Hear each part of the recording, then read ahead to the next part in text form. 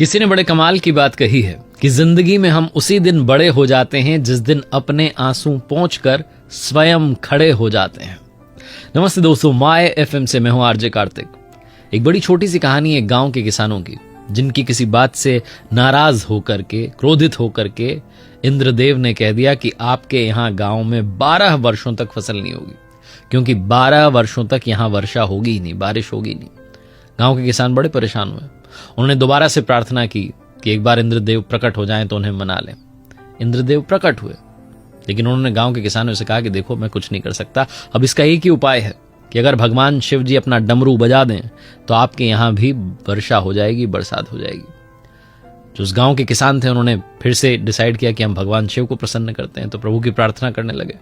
उधर इंद्रदेव ने जाकर के भगवान शिव को मना लिया, उनको आग्रह कर दिया कि कुछ भी हो जाए आप मानना मत, आप डमरू मत बजाना।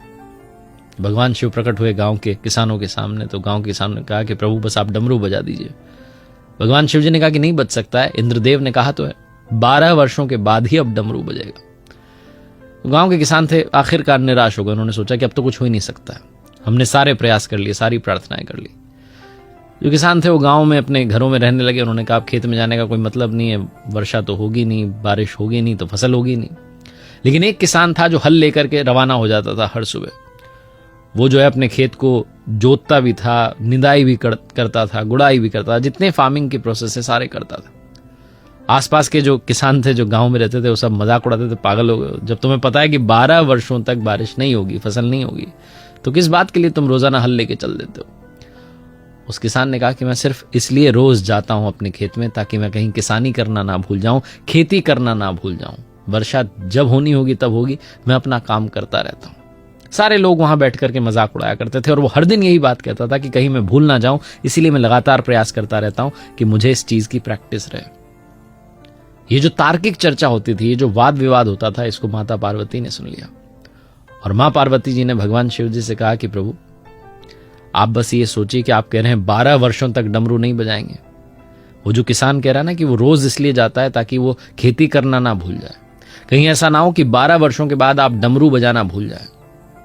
इस बात को सुनकर के तुरंत भगवान शिव जी ने अपना डमरू उठाया और ये जांचने के लिए कि बज रहा है कि नहीं।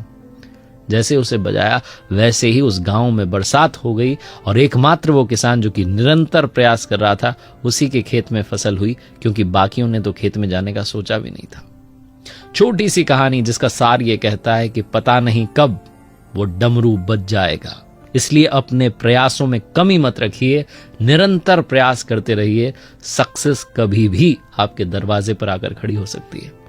देखते रहिए हर सोमवार सुबह 9:30 बजे मेरे साथ एक नई कहानी, हर शुक्रवार सुबह 9:30 बजे लर्निंग सीरीज का एक नया वीडियो। अगर आप कुछ अच्छा सुन रहे हैं तो माय एफएम सुन रहे हैं, चलो अच्छा सुनते हैं। ऊपर वाले के आशीर्वाद, अपनी मेहनत और अपने परिवार के प्यार के साथ कर दिखाओ कुछ ऐसा कि दुनिया करना चाहे आपके जैसा।